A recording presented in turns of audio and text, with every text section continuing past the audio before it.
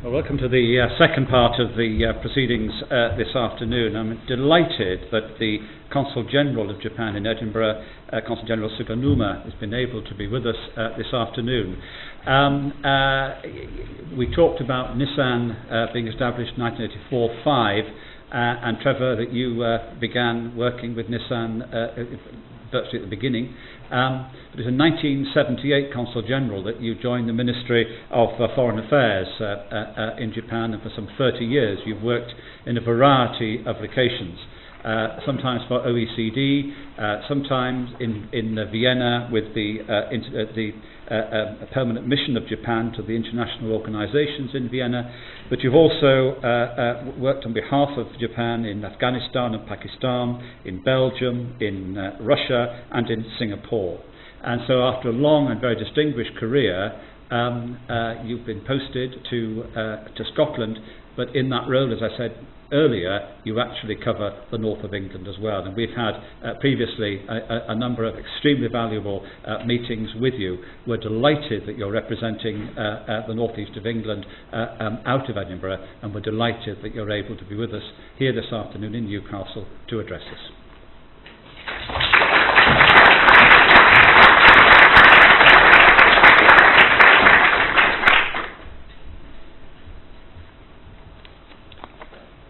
Good afternoon.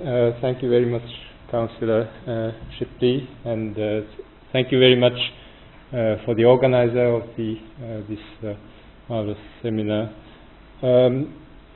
My task is among the three speakers, I would say the easiest, because I'm speaking about the future, and no one knows about the future. I didn't need any investigation of the past, the historical archive, etc. I didn't need any statistical foundation to be able to speak about the future.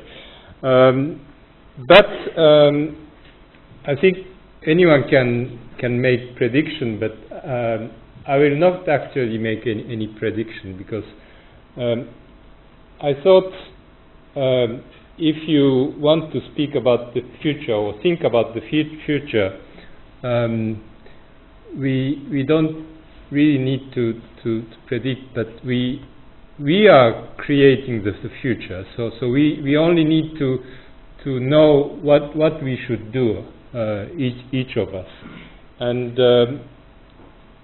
I will try to rather throw out some of my ideas of the possible future cooperation, and some of the trends that I perceive working as Consul General in Scotland and northeast of England, so that we can all think a little bit about what we can do now to have a good mutual lasting relation between Japan and the UK in the next 150 years to come. We have seen 150 years old very intensive relations, and we have also seen that we now have I would say mutually beneficial relations. So about the future, I think the question to be asked is, will the present relations last? What are the underlying premises that is creating the actual relations? What are the new areas of cooperation, of possible cooperation in the coming future, and what we should do to realize them? Let me also try to analyze a little bit the political and diplomatic side of the relation, because we have heard analysis mainly on historical ties, social ties, cultural ties, and economic ties. I am trying this by starting to see what are the things that are common between Japan and the UK. Both countries have interest in maintaining a world where democratic values, human rights and market mechanisms are upheld. And this is, if you look around the world, this may not be very obvious.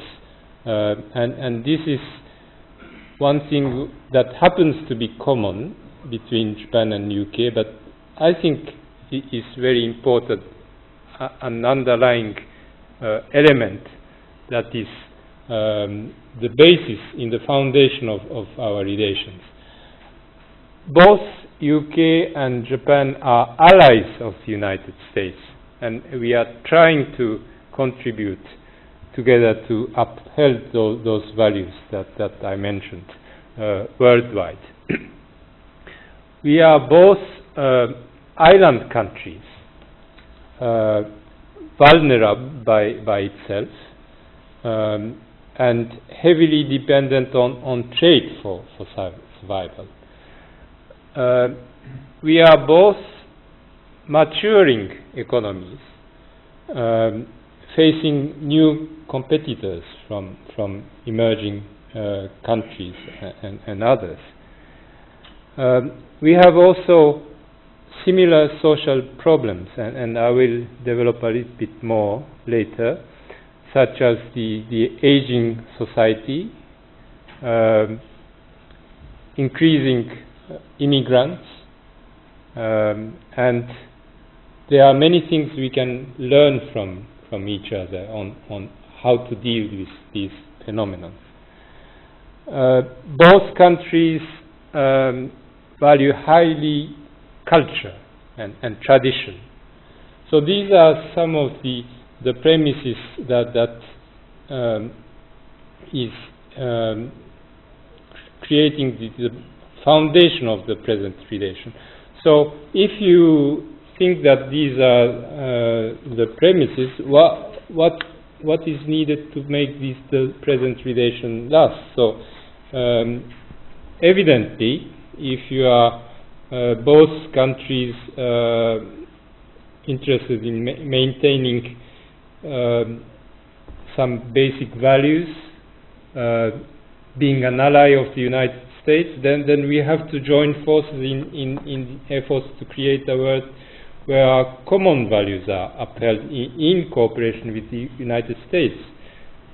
If we are both island countries, dependent on trade and dependent on international relations, then we have to join forces in efforts to tackle things like global issues, and in the effort to uphold the principle of free trade and market mechanism. If we have similar problems, like social problems, as I mentioned, the multicultural society, then we have to find new areas of common interest where we can share the experience of each other and engage in cooperation. If we value culture and tradition, then we need to strengthen the cultural ties, the academic exchange, and also try to engage the future generation in it.